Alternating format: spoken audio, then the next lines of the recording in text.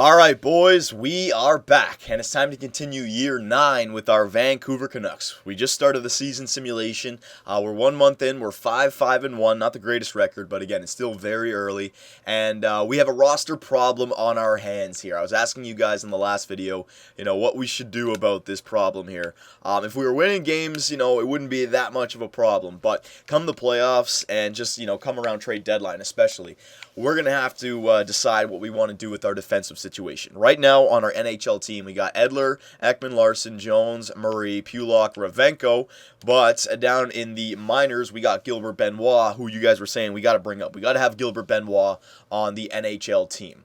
Okay, so here's the way I look at our defensive core. Alexander Edler, he's gone next year, okay, because he's being replaced by Seth Jones. But for this year, Alexander Edler is definitely staying on our team, okay? He's our only top 2 defenseman. We need a top 2 defenseman for a good regular season and a good playoff run. He's usually up there for points. Hang on, let me just show you for points. Yeah, like a 40-point season. That was kind of low there. 36-point season last year, okay? 12-point season in the playoffs. We got to keep Alexander Edler if we want to go after that cup this year once again, okay? So Edler is staying no matter what. Ekman Larson, he's our offensive defenseman of the future. Seth Jones, we got him signed long-term. Ryan Murray, now here's an interesting one because his contract is coming up this year. But the thing I like about Ryan Murray is he's a perfect top 4 defenseman. That defensive awareness, 93, shot blocking, 90, stick checking, 85, and he's actually not bad offensively. He's definitely more of a defensive two-way defenseman. But again, as a top 4 defenseman, I like a Ryan Murray. The only thing about him is that if after this year, if he wants like $5 or $6 million, then he's not worth it. But if I can sign him to he'll be like 28 years old. If I can sign him to like a 4 or 5 year, $3.5–4 million contract, and then that's worth it for Ryan Murray. So I don't want to trade him away because I may get him for a steal for next year. Pulock, though, this guy is the one that I was saying is the one that would be expendable because we replaced him with Oliver Ekman-Larsson as the offensive defenseman. Remember, when we drafted this guy 7th overall, we were thinking he's going to be a top 2 defenseman of the future for us. He's in his last year getting better. He's 26 years old, and he's only 82 overall. Now, what's bringing him down is that physical category. Aggressiveness, 67. That really brings him down. And fighting skill, 62. And strength, 70. That really brings the overall down because everywhere else, he looks pretty good. Defensive, the awareness, 86. Shot blocking, 88. Stick checking, 84. I mean, that's really good. Senses category, decent discipline. Offensive awareness is off the charts. Poise really ain't the greatest, though. That's a problem. Puck skills, his deking is way down there, but his passing is up there to 92, and he's got a really hard shot, not an accurate shot. But this guy gets points during the regular seasons. I mean, look, I think these were years when we didn't have Oliver Ekman-Larsson just yet, but still, man. And then the playoffs, he's not really a playoff performer. But, still going forward, I wanted to have Seth Jones and Ekman Larson on the first line, and then like Pulock and then somebody else on the second line, when we get rid of Edler. So I don't really want to give away Pulock, but he is the guy that I would want to trade away if we're making room for Gilbert Benoit for this year, okay? Ravenko I want to hold on to. You need top 6 defensemen. You can save some money on him, and he's got a great physical and defensive category, so Ravenko's not going anywhere. The only thing about Pulock is I'd love to hold on to him if we didn't have Edler, right? If Edler goes, then Seth Jones takes over, Benoit can come up, and Pulock, he stays on our team. But for this year, that's the problem. So I'm going to just leave the team the way it is right now, Gilbert Benoit in the AHL, and the reason for that is, out of everyone here, I think Gilbert Benoit will suffer the least by playing in the AHL. He's still very young. These guys are all at the beginning of their prime age. So I want to give them NHL time and see what we do this year. But we can revisit this come trade deadline and take a look at what our record is, okay? So I'm not going to do anything there just yet. And when it comes to the line changes, you know what, we're going to run with this for a bit because I still want to see what Sarich, Mackey, and Drouin do together, okay? And then we got Goddard and Windsor. But we have the, I'm pretty sure. Let me just make sure it didn't automatically change back when I went to edit lines there. Just want to make sure that this, what is it called? Yeah, it's on. Okay, so he'll automatically change out my goalie when I need it. So I know that's a rough plan that we have because, you know what, I was the #1 fan of Gilbert Benoit, man. That French Bulldog, I loved him on our team. But for this year, it's kind of a weird year. Alexander Edler is staying on our team for an extra year than I wanted him to, okay? in a perfect situation, Seth Jones would have been a top 2 defenseman by now, or Oliver Ekman-Larsson would have been a top 2 defenseman. We might have been able to move Alexander Edler off the team. But, we made the Stanley Cup Finals last year, and he's our only top 2 defenseman. I wasn't going to go out there and trade for another top 2 defenseman. That's just too much. We have another one who's going to be a top 2 in a year or two, Seth Jones. So for 1 year, we'll have Gilbert Benoit down in the AHL. Come the playoffs, injuries are going to happen, so he'll get some playoff experience. And in the meantime, he's going to get first-line time in the AHL. So next year, he'll be, 21 years old? I don't think he'll get worse, boys. Don't worry about that. He's definitely not going to go down in skill, okay? He's still getting better. I think this is just the lesser of all the evils, okay? So hang on a second. I've been talking a lot. I need a drink of water.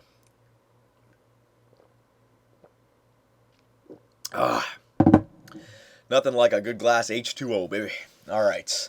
So 9-7-2, see what I mean? Still very early on in the season. We can easily turn this around. I really like this new simulating, man. I don't have to worry about anything. I can talk about anything I want. We could talk about the NHL 14 demo, but I don't want to go too much into that. Remember, it's a demo. I still feel like the game is going to be a little bit different than the demo, but the fighting engine, I must say, the fighting engine just alone by itself, we're not judging the whole game here. The fighting engine is awesome. I love the fights in this new game. I really want to learn how to go in depth with the fights and become like a really good fighter strategically. EA Sports actually did a pretty good job on putting up a fighting tutorial on their YouTube channel. I checked it out. I was expecting something very basic. But they actually went into depth with how you can counter this and how you can counter that, grab them and tuck them down low and overhand punch, uppercuts, all that good stuff. So the fighting engine, man.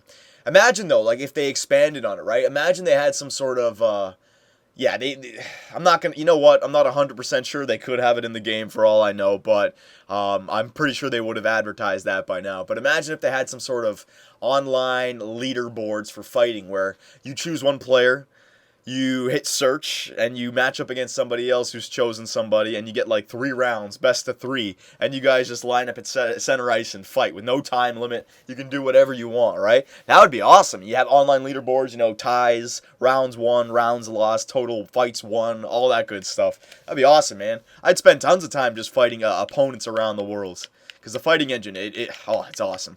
I really do want to try it, though, on EASHL against somebody else who knows the fighting engine. Me and the great Domski, we fought each other, but again, it was like our first time trying it out. I was just mashing up on the right stick, and then all of a sudden, Jerome just destroyed me. I don't know what happened. Is there like a stamina meter to the fighting as well? Because it seemed like my bowling guy, anyone who watched that NHL 94 mode, my bowling, he just stopped punching or something like that, and Jerome just took my head off. Whatever, though. They made for an entertaining video. So we're just starting December. We'll get back into this now. We're just starting December. We will, because I want to get some of these later years simulated a bit quicker. I mean, we should be a playoff team, no doubt about it, okay? I mean, maybe not a President's Trophy winning team, but I don't think I need to start changing lineups like all over the place. Even with the team that we have, it doesn't matter what lineups we have, we should be a playoff team. Somewhere between first and like 5th overall in the Western Conference, okay? We have a good enough team now. Elite goalie, top 2 defensemen, all right, like 6 first-line forward. Well, maybe not 6. Some of them have some low overalls, but still. And you can see, middle of December, 17, 11, and 2. That's a lot better now. That's looking a lot better. And look at that, Goddard 15 wins, which means Clint Windsor has 3. So this is what I mean about this. I should have figured this out a lot earlier for NHL 13. It's a lot better, because I was always complaining there should be like a quick switch button on the, like if you stop the simulation, press Y, and it quickly switches to your backup, to your goalie. That'd be kind of cool, but, this works even better, because I don't have to do the change myself. I can just keep on simulating. 18, 12, and 4. Yeah, we're doing pretty good. Ville Mackey leading the goal scoring race. So you see what I'm saying about Jonathan Drouin? We are, how many games into the season now?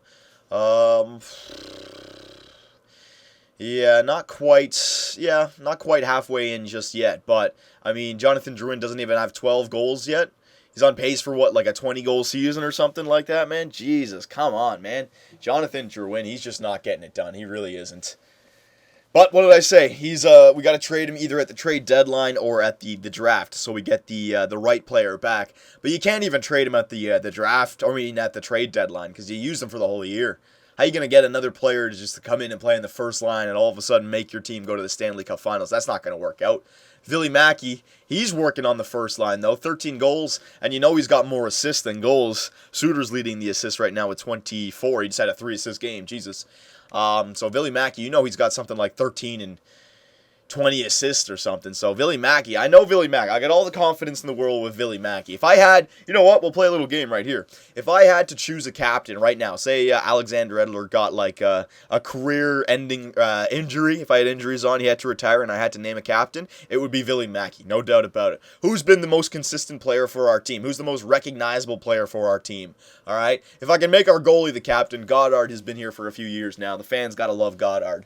But Billy Mackey, Sarich and Suter, they're still pretty young. They just got drafted a few years ago, and they really haven't been consistent enough. Jonathan Drouin, the fans want to get behind Jonathan Drouin, but he's not consistent. He's not putting up numbers like what was he, like a top 4 pick, a top 3 pick for us? So he's not getting it done. Scouting assignment, I'll go forwards. Sam Reinhart, he's been like a B-plus type player. He definitely hasn't been like our best player. Forwards for WHL. Defensemen, again, Edler, the other young guys, they haven't just taken over the top 2 defensive spot just yet. So I'd say the only guy that I could use maybe as the captain is maybe Radek Faksa, because he's been a beast at the third-line center, like a leader back there. He's doing his job, killing off penalties, scoring points at the third-line center position. And Billy Mackey, he's taken down the first-line center position and put up first-line center numbers consistently, okay? So, I'd have to say Billy Mackey would be our captain right now. The Fantastic Finn, baby. Fantastic Finn. We went from the Super Swedes, the Sedin Twins, and then Alexander Edler to the Fantastic Finns. No unbreakable Americans or crazy Canadians for the Vancouver Canucks. Screw that. European influence, baby. All right, so we are up at the All-Star break. Now would be a perfect time to go ahead and check out the individual stats. We're going to take this up to the trade deadline. This is what I'm talking about, man. This new simulation, it's a lot better. I can get all the way up to the trade deadline in like one video. That's awesome. So, let's check out the, you know what? No, let's just go to the trade deadline, then we'll check out everything. I don't need to, because I'm not going to make any line changes myself anyways. I like the way our team's playing. We're only 24-18-5. It's not the greatest, but still, whatever, man. I could be going crazy with some line changes, but it's not going to make a difference. We're going to be a playoff team. As long as we make it into the playoffs, we can win that Stanley Cup. I don't care if we're in 8th spot or first spot, okay? It doesn't matter if you rank up against a worse team. We've lost in the playoff rounds against worse teams. I just want to get to the playoffs, okay? So let's have a good run here after the All-Star break. No more messing around. We're an older team now, so we got that, remember my theory about poise later on in the season? We're definitely a veteran team now. 2 Stanley Cup appearances in the last 3 years. And you know what? We should check on the Carolina Hurricanes, see where they are in the standings, see if they can get 4 in a row. Could you imagine? I think I've seen a team, I don't know if I've ever seen a team get 3 in a row. I think I have, but 4 in a row? Like automatically? Like that's crazy. Billy Mackey still our goal-scoring leader with 17. Jonathan Drouin nowhere to be found up there. Incredible. He's just not getting it done, man. He's really not getting it done.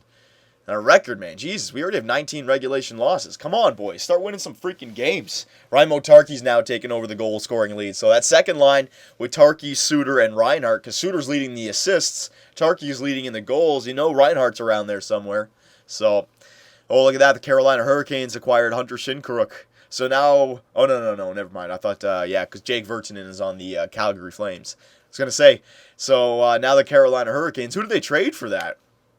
Hang on, we'll check out the Carolina Hurricanes. They're a stud team right now, so we got to.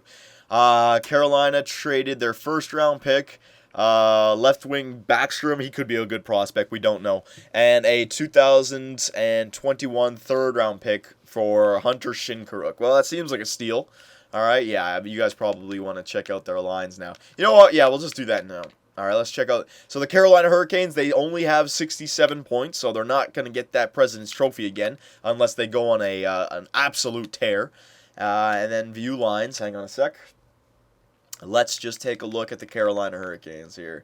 So you got Skinner, Stahl, and Shinkaruk now on the first line. Yay, that's great. Terry, Shug, and Semin. Jordan Stahl is on the freaking third line. What are you doing there, Carolina?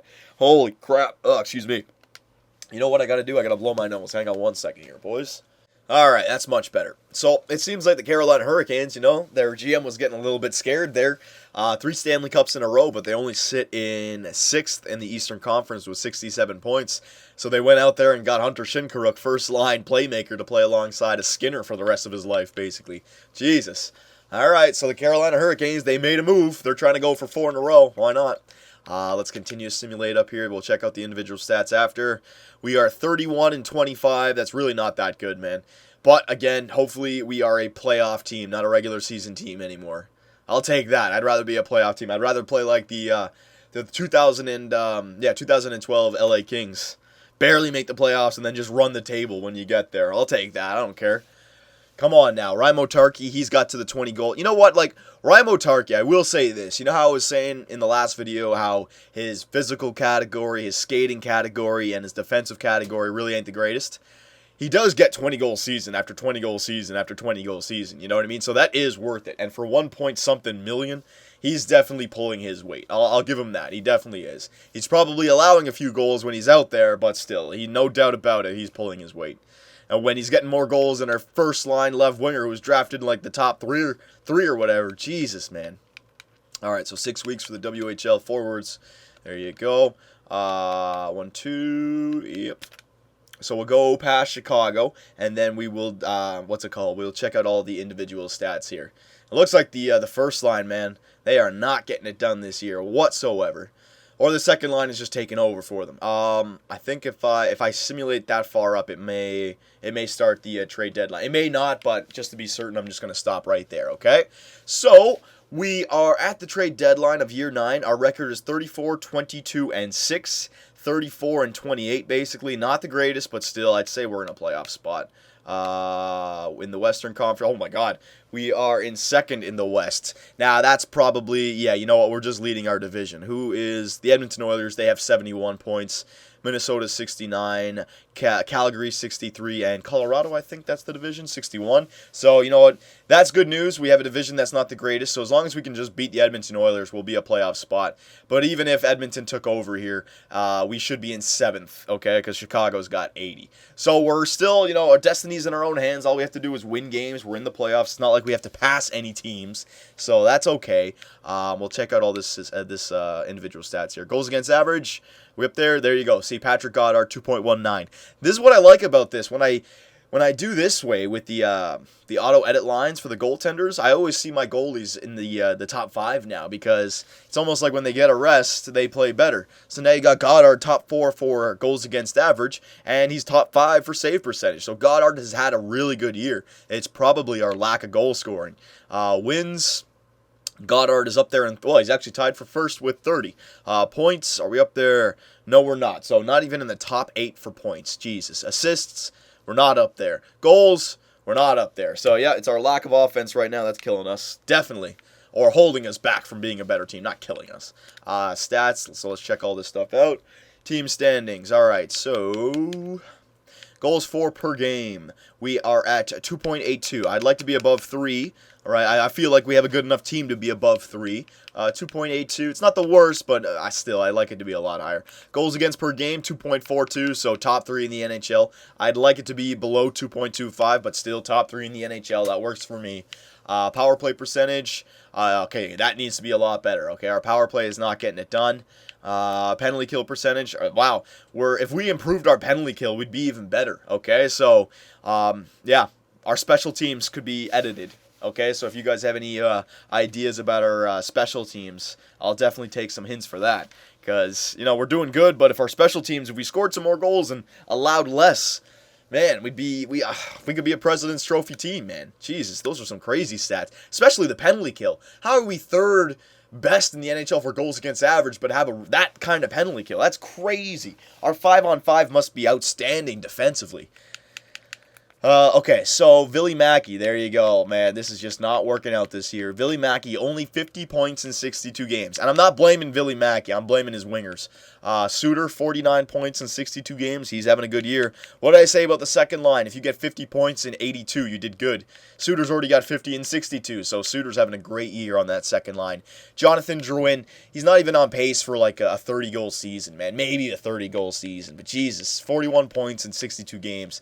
Sarich, 41 points in 62 games. So maybe just the combination of Saric, Druin, and Mackey not getting it done. Reinhardt, 34 points in 62. Hopefully he can get to 50. Same thing with Tarky, but he's already got the 20-goal season. So, again, if Tarky, Reinhardt, and Suter can all get 50 points, man, be pretty good. Faxa, what did I say about Faxa, man? Look at this guy. 14 goals on the third line. No power play time, okay? This guy is a stud for us. I love myself Radek Faxa.